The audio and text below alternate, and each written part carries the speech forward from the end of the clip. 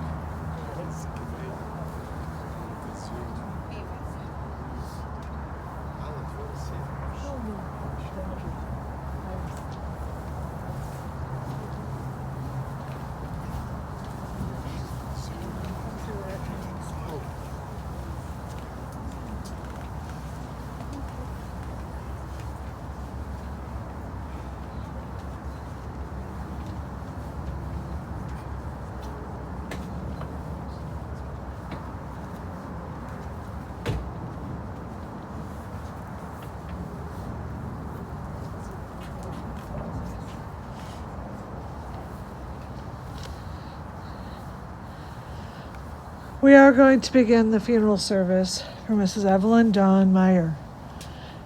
If you have a cell phone, I'd ask you kindly to place it into silent mode or turn it completely off at this time. I would also like to welcome everybody via live stream. On behalf of the family, thank you. Services will be conducted by Rabbi Karen Kadar of Congregation B'nai Jehoshua Beth Elohim in Deerfield. We're going to start with the ancient tradition of cutting of the kriya. So if we could have the children rise, please.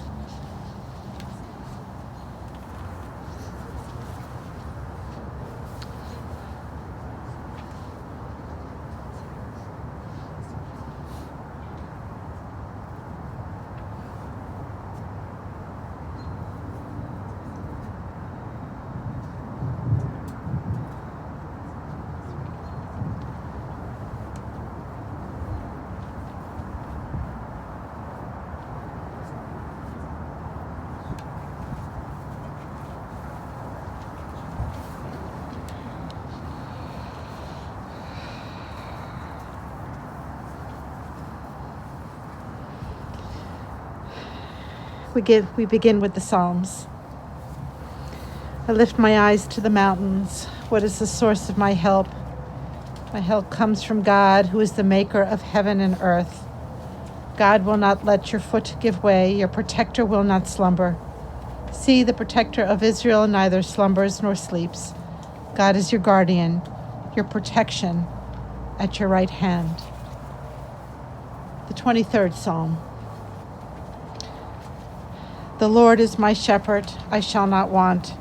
He maketh me to lie down in green pastures. He leadeth me beside the still waters. He restoreth my soul. He guideth me in straight paths for his name's sake. Yea, though I walk through the valley of the shadow of death, I will fear no evil, for thou art with me. Thy rod and thy staff, they comfort me. Thou preparest a table before me in the presence of my enemies. Thou hast anointed my head with oil. My cup runneth over. Surely goodness and mercy shall follow me all the days of my life, and I shall dwell in the house of the Lord forever. In the rising of the sun and its going down, we will remember her. In the blowing of the wind and in the chill of winter, we will remember her. In the opening of buds and the rebirth of spring, we will remember her. In the rustling of leaves and in the beauty of autumn, we will remember her. In the beginning of the year and when it ends, we will remember her. When you are weary and in need of strength, you will remember her. And when you are lost, sick at heart, you will remember her. When you have joys you yearn to share, you will remember her. As long as we all live, we will remember her. She is always a part of us. In the book of Job, we say, Adonai Natan, Adonai Lakach, Yehi Shem Adonai Mevarach, which means God has given, God has taken away. Blessed be the name of God. We are an ancient people. We are well acquainted with the grief of the Valley of Shadows. As a matter of fact, right now, we Jews all over the world are commemorating Holocaust Memorial Day. We're not strangers to death. But this is what the centuries have taught us, that a good name endures beyond the grave. And she had a good name. So now we say with Job, Adonai Natan, God, you have given us a loved one who we open our hearts to and love with all our might. Adonai Lakach, and God, you have taken her away. For only God could take her away. She fought so valiantly to stay alive. And so now we pray for strength.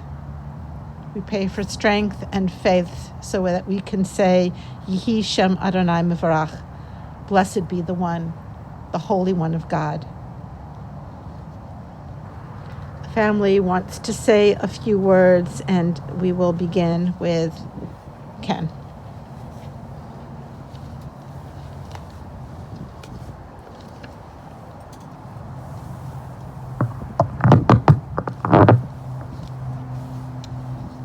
It amazes me that we're all mortal, but the structures remain. My dad built Mom a palace. It was a warm home filled with comfort, safety, fun, security, love, protection. Dad and Mom were there. They gave us a beautiful wedding. Dad and Mom were there. Unselfish, always putting the children's needs first. Never failed. Dad and Mom were there. Now I want to talk about my mother, Evelyn D. Meyer, my mentor, my guide, my rock, my anchor for our family. And I want to stress 3 words today. Mom was there. I want to stress that specifically. When I first opened my eyes, Mom was there. When I took my first steps, Mom was there. When I came home from kindergarten, Mom was there. When I came home from grade school, Mom was there. When I came home from high school, Mom was there. When I came home from Hebrew school, Mom was there. Always a great home-cooked meal for Mom. The family went on many trips together. Mom was always there. When I came back from summer day camp, Mom was there. When I came back from junior college in Chicago, Mom was there. As a child, I loved trains. We lived in Evanston. Mom would take me to the park, and above this big bridge, we watched the North Shore trains go by, because Mom knew how much I loved trains. Spending time in the dunes, learning to swim. Mom was there. She was the rock and the anchor. It's been a long journey. It's been a long journey. It's been a long, loving journey.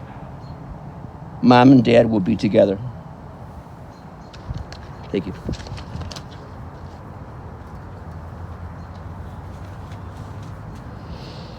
Brendan?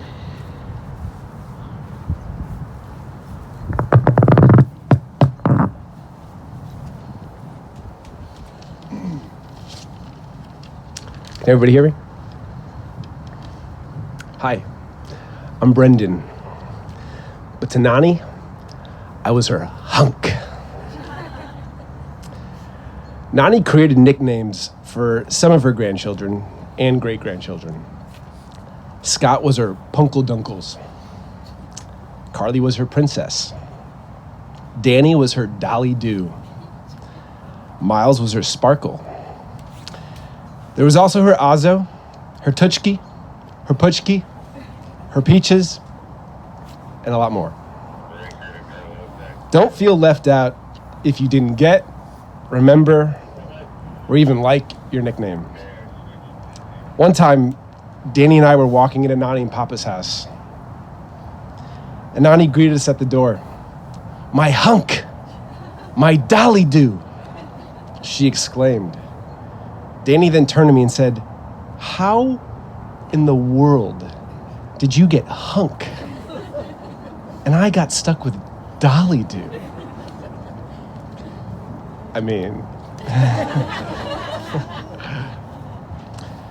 this was one of a million ways that Nani expressed her love. And there was plenty of it. For starters, Nani did not just love you. She loved you. She didn't just blow you a kiss. She'd shoot you up. Mwah! Nani loved fiercely, and she loved her family the most. As we all know, she had a special way of communicating with children. She spoke to us in songs, melodies, and high-pitched noises. She'd whistle, "Birdie." She danced and she hummed. It was as if she had created her own language of warmth and love. And then there was her trademark spunk and flair.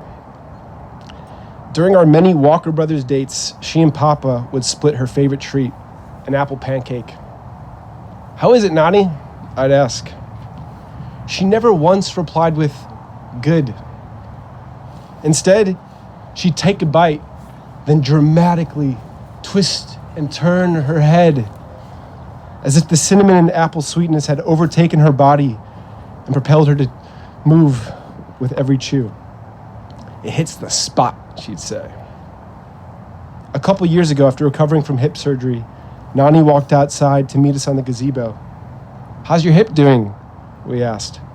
Once again, it wasn't enough for Nani to give a simple response.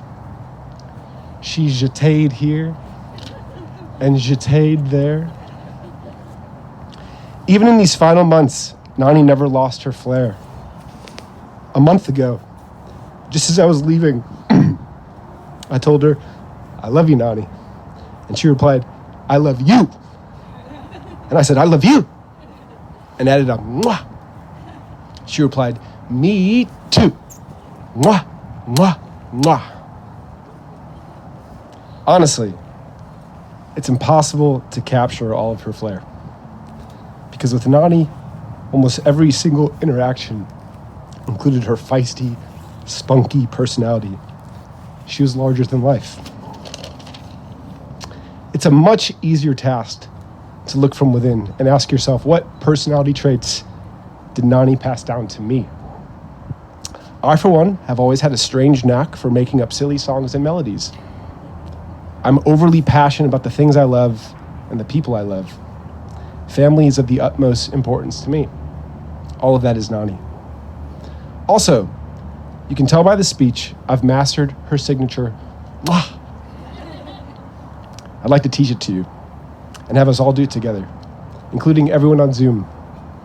The trick is simple. Be fierce and be spunky. Are you ready? We're going to do count of 3. 1, 2, 3. Mwah! Nadi, we'll see you when we see you.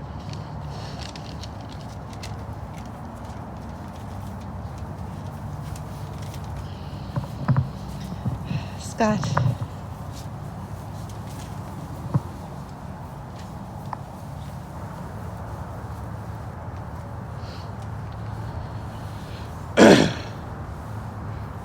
Not sure I could do this.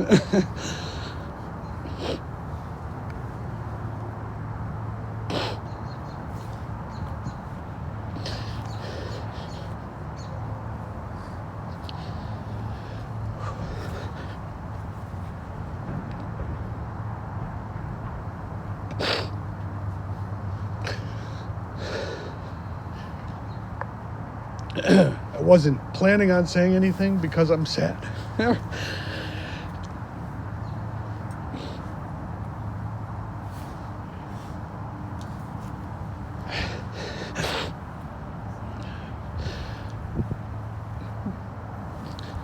But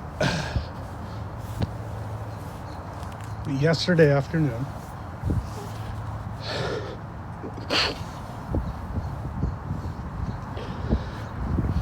I was driving home from the synagogue, and I dropped Danny off.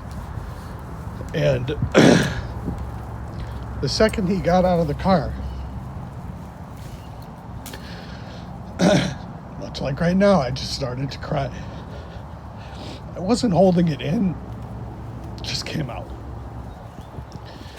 And I went home,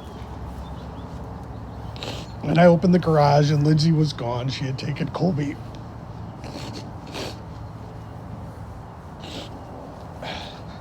to her play. And I thought to myself, phew, I'm all alone. And I walked into the house, and it was quiet. And then I noticed that the lights were on in the basement. And I knew that Miles would be down there. So I went down into the basement.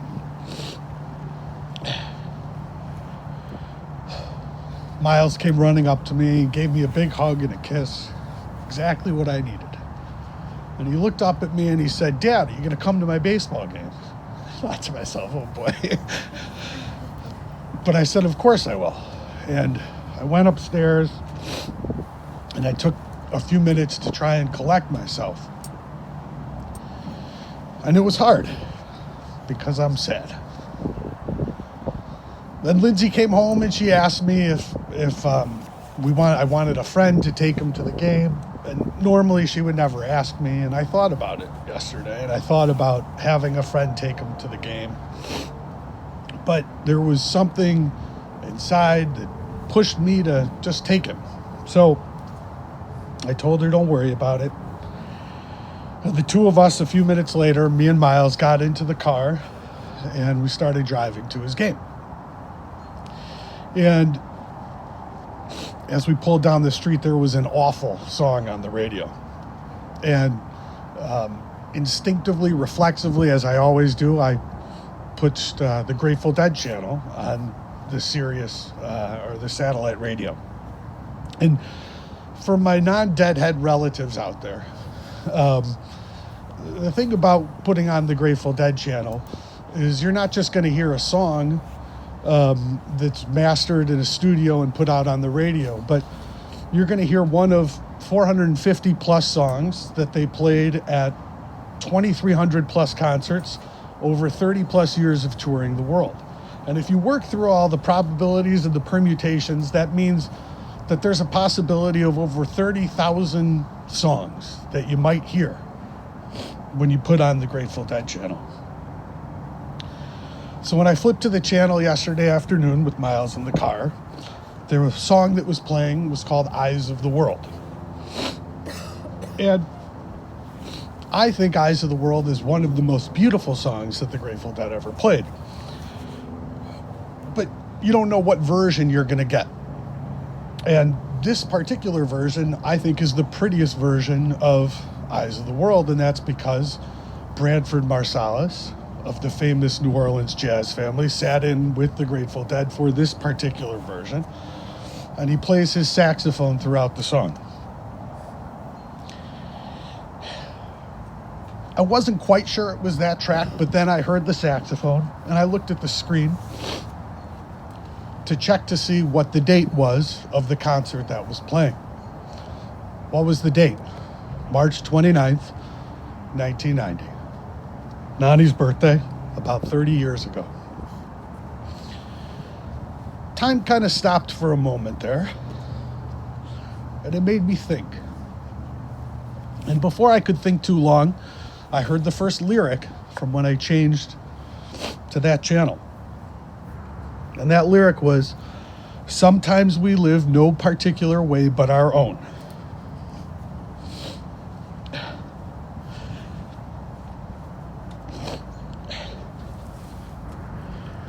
I don't believe in coincidence. I think that the universe is always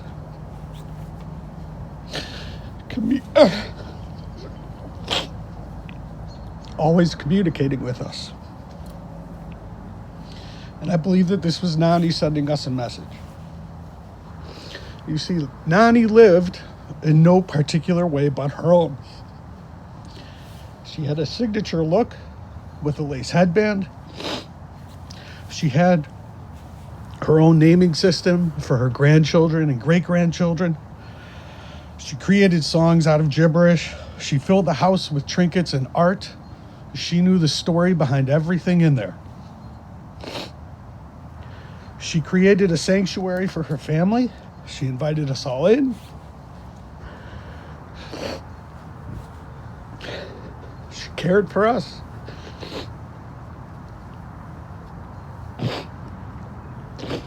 She cooked for us. She played with us. She danced with us. She gave us all the love, all the happiness she could find. She was purposeful about her life, and the world that she created was very particular to make it her own. And this is what she wants for all of us. She wants us to surround ourselves with the people and the things that we love. She wants us to unapologetically live no particular way but our own. Having Nani and Papa move on has not, it will not be easy, but they're not gone, because that's not the way that this experience works. They're with each and every one of us every day. So we should all consider ourselves lucky to be sharing a corner of the universe with them. And so for all of us, and especially the great-grandchildren, Sam, and Sydney, and Dylan, Colby and Miles, Lily and Nell, Mika and Alone, let's remember the lesson from Nani and make sure to live our lives no particular way but our own. And if you forget, and if you need a reminder, you'll find it in a train whistle,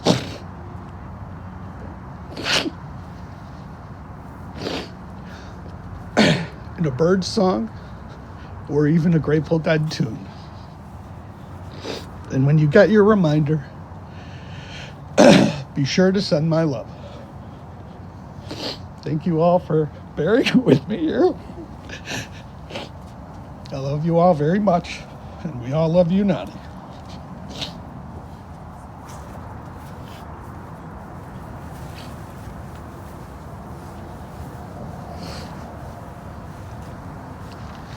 So, I'm the father of Punkle Dunkles and Dolly Doo, and I forgot, what is it? Ozelpet, was it?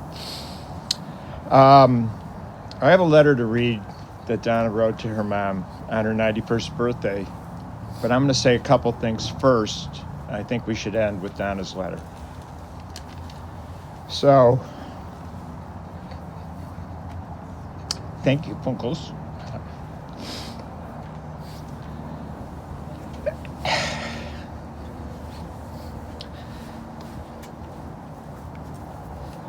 I spent the last 51 years of my life as part of this amazing family. And it's been a privilege to spend this time with Nani and Papa. This is more a goodbye to both of them. Second, I watched the love story of the 83s.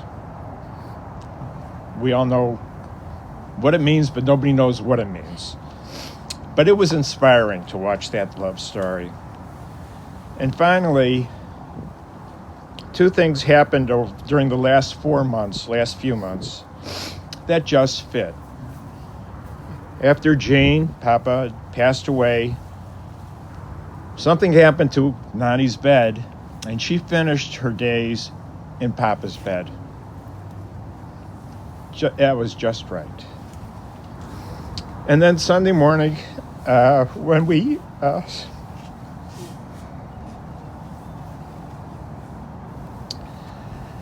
said our last goodbyes, the window was open, and the birds were chirping. I'll miss you, Nani. I'll miss you, Papa. And I'll miss all the time we spent together.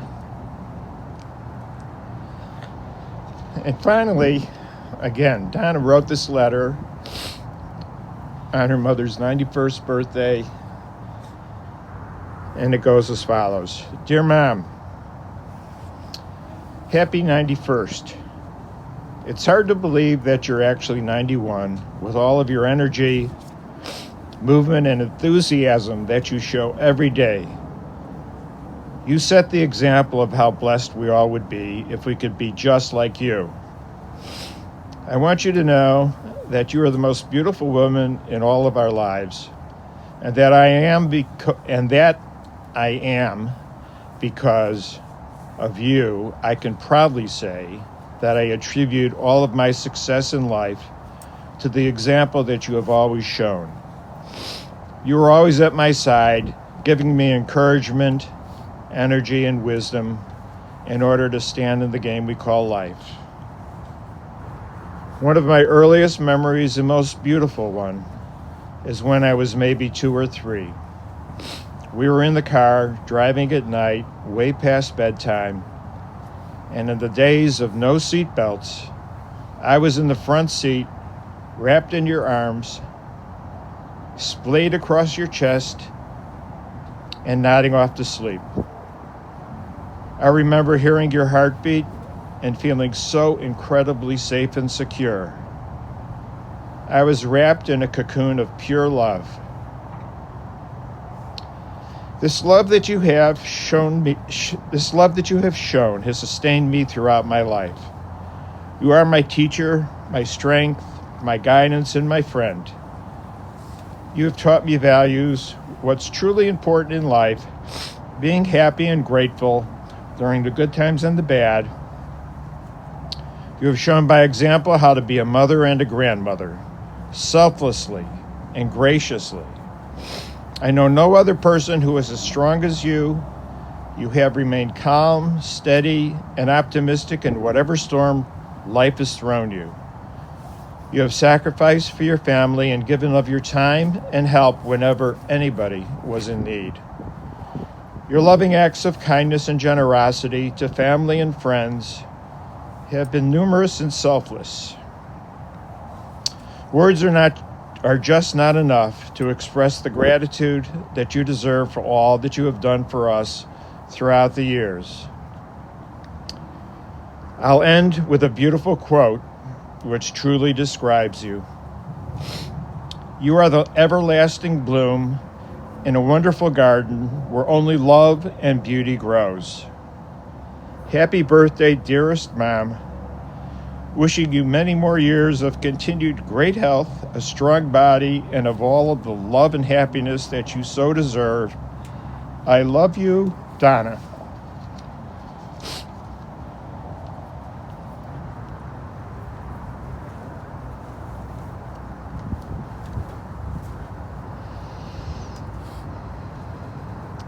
What beautiful tributes.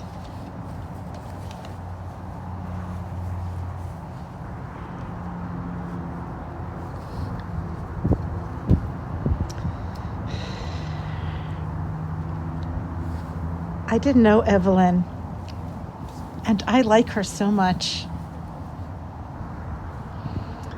I can't imagine that in the tumult and difficulty of her early years, she would ever have dared to dream that she made it with all of you.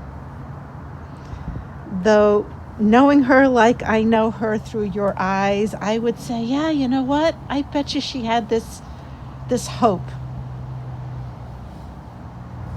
Ken, April, Donna, Fred, Rick, Avis, Danny, Maggie, Scott, Lindsay, Rob, Lisa, Josh, Brendan, Carly, Maor, Sam, Dylan, Sydney, Colby, Lily, Nell, Alone, Mika, and Miles. Did I miss anybody? You were a vision of a container of love for her from her early years. I am sure of it. And you are her legacy. You surrounded her with devotion, with love, with understanding. You understood her, though she never particularly verbalized her inner life. You knew her, you saw her, you cherished her, and she knew that. She felt recognized and visible to you, and that is such an incredible gift. First, she had to find a prince, and she did. You all say there is no such thing as Nani and Papa. I did not know that her bed broke after he died, and she moved into his bed, and of course that's what happened. Because as he lay dying, they held hands almost every night. And with these months with him gone, it's been so odd for all of you. Because it was like, I don't know, peanut butter and jelly. Nani and Papa. Inseparable. He'd study her from across the table and say, are you okay? Is she happy? Is she sad? What can I get you? What do you need?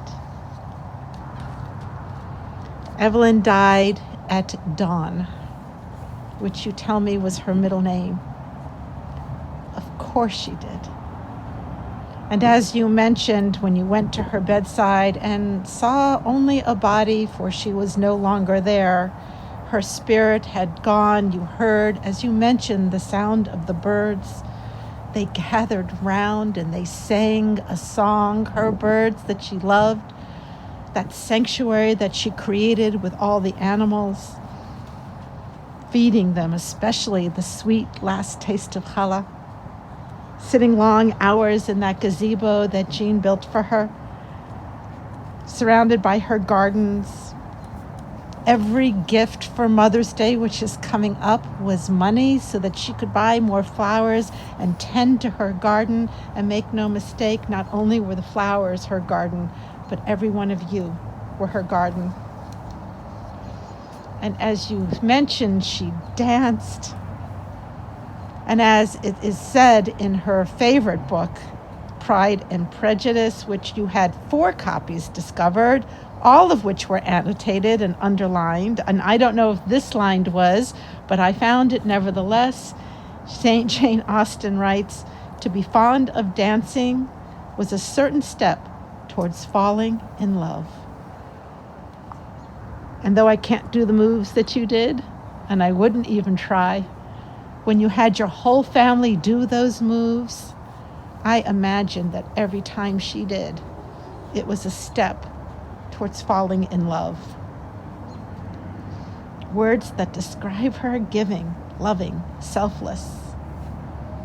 She made you laugh, and laughter was her own language. She built her own world, anywhere from the feel of lace on her forehead to the sparkle of jewelry and clothing, to the beaded purses and the posy holders, to the antiques, each one with its own scratch, its own tarnish, each one with its own varnish, each one with its own story, a story that she knew, keeping the legacy alive of people that she didn't know. Papa built the house, but as you said, she built the sanctuary. And now it seems quiet to you. You mentioned several times how the house seems quiet, almost lifeless. But it's not, for it was a universe created and built on love, complete and utter devotion to you. You were the center of her world, and this family does not sit quietly. You will laugh and giggle and listen to the radio and hear her voice through the lyric. You will love each other, celebrate each other. It is not at all silence. You will make French toast, and you will make the apple pie, or is it apple cake, and you will continue to debate it your whole life, and the zucchini bread, and the Thanksgiving stuffing. And you will eat a great hot fudge sundae. And think of her. And it is not quiet, for the recipes remain. And those recipes are the family relationships that you all got that memo to tell the stories over and over again, to be heroic in your living, to not allow the circumstances of your life to take you down, to dance despite it all. As Mr. Darcy would say, you must allow me to tell you how ardently I admire and love you. Of course she loved that book. I was incredibly enthralled when you told me about the kites flying. She signed every card with a kite, every needlepoint with a kite. You asked her once, why do you like kites so much? And you knew that when you went flying kites and the sun comes out in this moment exactly, that somehow even without a wind, her kite would fly more than ever. And she would say to you, because I like the feeling of freedom, of flight. And she has taken flight, and she is free. But she's not free of you, and nor are you free of her. Her legacy, her truth, her universe, her sanctuary lives on in the legacy and truth and sanctuary that each and every one of you are creating in your old households as you join together, laughing, talking, telling stories, being spunky, being together, always, always together. Yes, this moment is about her, but it's also about her husband. The two of them now together, and the two of them always together. In love, in your loving hearts. May her memory be for a blessing. Please rise.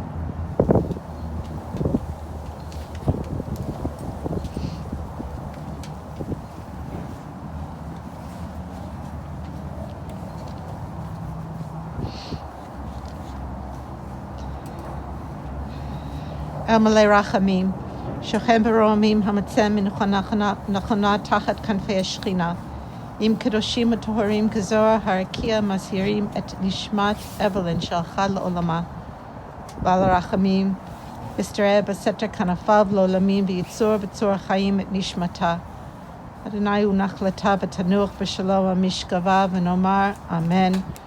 Compassionate God, eternal Spirit of the universe, grant perfect rest to your sheltering presence, to Nani, to Evelyn, who has entered eternity.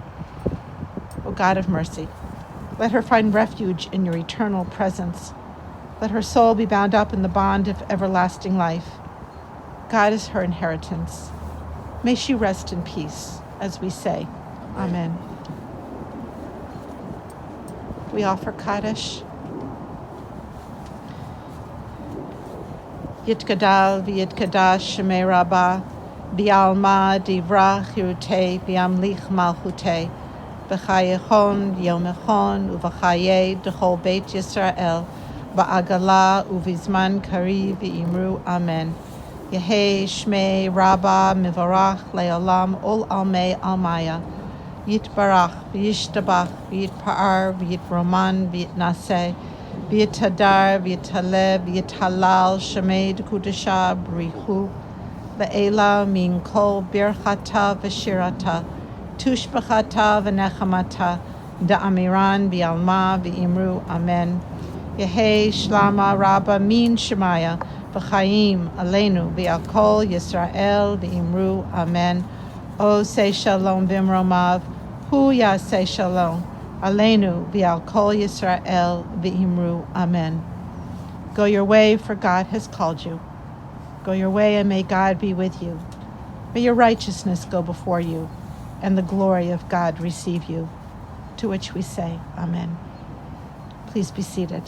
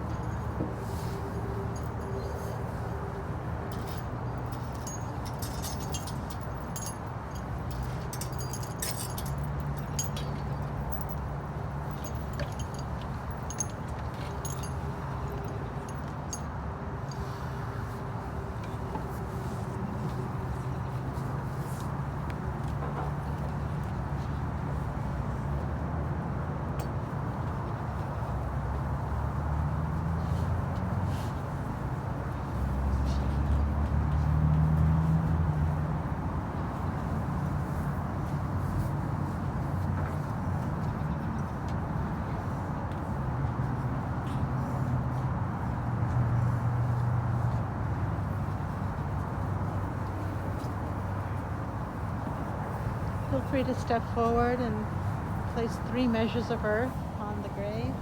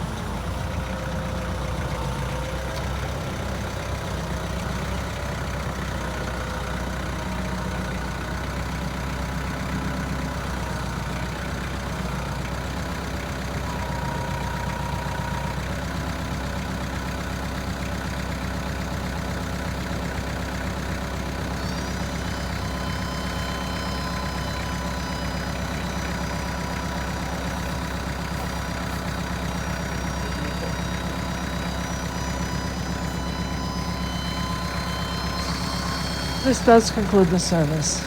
Thank you.